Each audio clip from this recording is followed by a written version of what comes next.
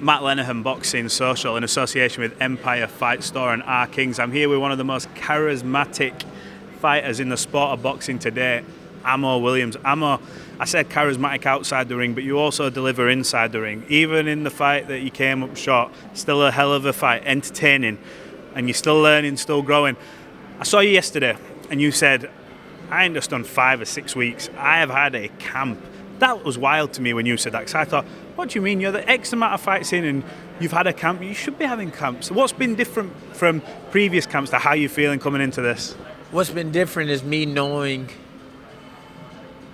the totality of what I wanted to deliver in every fight. And in the times that I had building up to the Ammo show, building up to my own show, there was dance involved, hip-hop dance. I'm talking about learning the real structure of it, not just going to a party or going to the club and getting drunk and doing some crazy. No, I'm talking about learning the history of hip-hop dance, where it came from.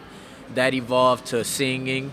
I've done shows in Houston, a bunch of singing lessons with Caitlin Duckworth, who really taught me my larynx and my throat and things of that nature. Houston Ballet, who accepted me into their academy. Southern Dance Company that accepted me into their dance company that allowed me to perform the Nutcracker with them. All of these things were things I knew I had to do. Studio, music, making albums, things of this nature, shooting shows, being with Pete Berg on set, learning how true directing goes, and he's Peter Berg. I mean, I don't even have to. It's Peter Berg. So I've been putting together something so special for the people. But since I've only been boxing since 19 years old and I've only been pro since 22 years old, there's been a lot of times where people were like, why aren't you only in a boxing gym? And I said, you know what? It would make sense for me to only be in a boxing gym if we talk about only being a boxer. But me, I had to share my time. I had to do different things. I had to expand on myself so that I could get to this point we're at now, where I can put all of my focuses to boxing, and the other things kind of create an avenue for themselves, you know? Sorry, I was just going to say, when I listen to you talk, like, you're not just a boxer. And I think I got that from the first time we met. You're a guy, you were like, I'm an artist, I do music, I do this. And I was like, the first time I met you, I was like, boxing's such an individual sport where this needs to be your everything. Like, but you're that talented to move into other fields where I thought, yeah, he's doing it. And you came so far in boxing just doing that. Are you excited now, the fact that you're saying, look, I am putting that to the side because I'm giving my everything to this sport now? Does that excite you going, it's been a good ride up to this point? Imagine now with these extra weeks, with these extra tick boxes, what I can show.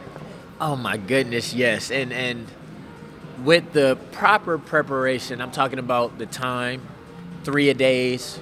You guys go watch the Day in the Life to see exactly what I've been doing with Matchroom Boxing. Now that I have that and the feelings that I have coming into this fight, the confidence that I've been given. Because like I said in my last interview, confidence isn't something you just wake up out the bed and say, oh yeah, I got confidence. No, confidence is something that finds you. Confidence is a reward, a gift of the work that you put into anything. The time, the extra hours, the commitment, the getting up when you don't want to, the not going to sleep when you know you need to complete a project. Those things are what give you the confidence, and it comes right on time. And for me to say, you know what? It's been a journey. It's been a ride. I've been able to dance. I've been able to sing. I've been able to make albums. I've been able to shoot film. Me doing that all the way to this point and knowing, you know what? I've learned lessons in this sport about when it comes down to fight night, a lot of little factors, a little edges that you get from just totally being focused on boxing. Things I've learned from Hamzah, my brother. I say, you know what, I'm going to give myself that opportunity to fully express myself in the ring and let the things that I've done before, as I said, have their own avenues into my life. But they kind of work for themselves in the background now, but I'm giving myself the greatest chance to do the most special things in the ring. I feel like this division as well, it needs that sort of Kevin alluded to that in our interview. Then he said they need that guy, that personality, that the guy who will do the talking, the guy who will back it up in the ring, and you could be that guy. I mean, I know you believe you are, but it's about time to show it now. How has this sort of been working with Kevin? When you look at the sort of fighters he's been around over the years and the elite level talents, yourself now on board as well, you must take great confidence knowing that the people you're surrounding yourself with, you're in good hands to get the very best out of Ammo Williams. 11, 12-time world champion. He's achieved undisputed titles, multiple times. This guy that I'm with, Kevin Cunningham. Just the fact that he believes in me. And he's been around characters much bigger than myself.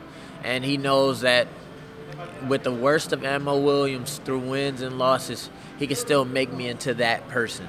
Just having that alone, that experience in my corner, that eye in my corner that I can just look to and just be in awe with, because I know that he knows everything and I know nothing. And I'm just safe. I'm like a kid just walking to something great. Having Eddie Hearn believing in me, Barry Hearn believing in me, it's just, it lets me know that I am that guy. You mentioned there, you said my brother Hamzah, you shared a great fight. And I think always we're coming into that era of boxing now, which is great, where, there's that old saying, records are for DJs. Like, doesn't matter, as long as you produce and it was a great fight, exciting, your stock went up in defeat. Oh, God, yes.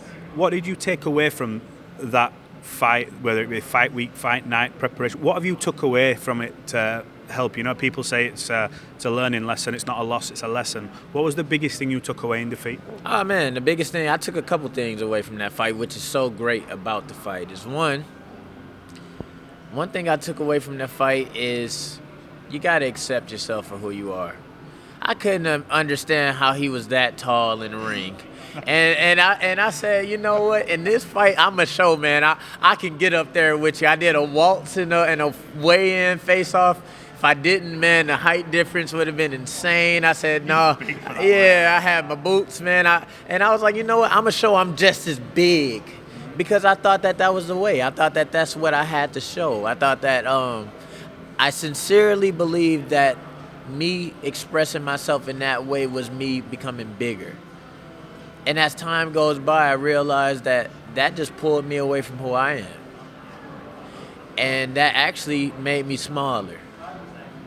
Because when a person tries so hard to pull themselves out of the canvas that they are on to fulfill anything, it shrinks them. It shrinks them. You lose parts of yourself. You lose, this essence. You lose essential things in yourself and I wanted it so bad, and I tried so hard to just prove myself in different ways, and that door got shut on me, man, and I went into the deepest depression I've ever been in my life. I lost the fight. I took my first ever loss. I came in on the B side. I had the world talking about me with the tail. I went through that, man. I cried about that, man. Oh, man, my wife, and not only that, leading up to that fight, I lost my granddad.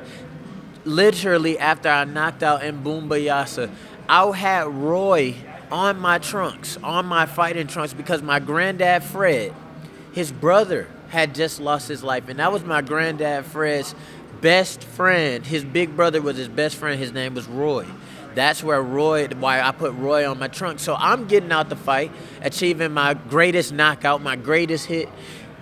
Wanting to talk to my granddad Fred. Look at what I did, granddad. Look what I did for us. Look what I did for the Williams name. Look what I did for the family.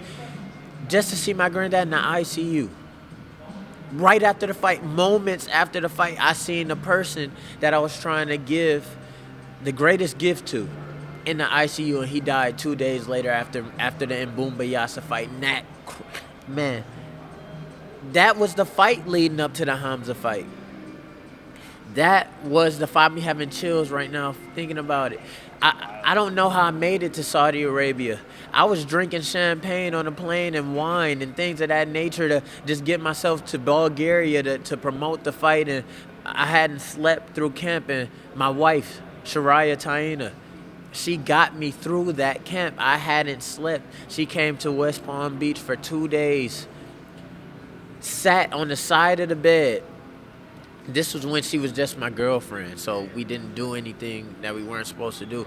But she sat on the side of the bed and just watched me and told me I'm safe and let me sleep for 2 days out of the entire camp because I was just heartbroken. I was wrecked, and that got me to the Hamzah fight. So even that was a portion of the camp leading up. Anybody who watched that scene, I had my Cherokee hat on. In the weigh-in, I was just trying to express. I had just had to represent my Uncle Roy, who lost his life, and then I had to express my granddad Fred, who I felt at the moment lost his life, but didn't because he lives with me. I was in turmoil, and I know also too, I had to find something to give me strength and the belief of the tiger and the tail and everything. It was things that were so eccentric. It gave me a different magnet, something to pull onto to get me through that camp. But you know what? You may have lost the fight, but you kind of won in life getting through that. Like what you've just told me there, it's enough to send people away for a long time. You went in there with an elite athlete, and you are yourself. And you came out the other side, so a loss in the ring, but it's a win for a bigger picture. So. Can I elaborate on that? A loss in life, right? In the previous era we were in, it was kind of based around perfection. We've seen a lot of people ruin their careers who have undefeated records, but you look at the record and say, oh, but who have you fought? So you were one of those guys who just wanted to be perfect. You were scared of the backlash of trying to be great and coming up short, and that's okay. So even your undefeated record, why is your undefeated record not as valuable as Emma Williams' record? Why? When he has a loss, he has a notch on his record, and his is still so much more valuable than yours. Why? Because he wants to be great, and not only that, when he went into the fight, he wanted to win. Excuse my language, I freaking wanted to win that fight against Hamzah. Man, when I caught him in the second round, I said, I know I ain't trained fully. I know I've been crying all through camp. I haven't slept. But if I can just finish this here, I thought I could get it done. And it turned out he was a better athlete on that night. As I say, I learned from him. I learned from that situation. And now we're in this situation where everything is aligned. And Emma Williams has got everything that he wanted to get for herself. And I have been able to go through the proper grieving process, which is something that people need to understand is so important. Grief is not 1 + 2 = 3 situation. Grief is something that everyone has to deal with at their own pace. And I've been able to deal with that. I've been able to come to terms with my grandfather is still here. My Uncle Roy is still here. As long as I'm representing the Williams name in the way that I'm supposed to. You see it on my back every time I fight. They're right behind me. So I'm just in health, man. I don't think we need to say much more. I really enjoyed this interview. For the first one of this week, and you always give good energy. Look, live on DAZN, Ammo Williams, this Saturday night, he's back, full camp. Looking forward to seeing you do your thing. Wish you all the best, and we'll catch up after your fight, bro. Thank you very much. Don't miss the show.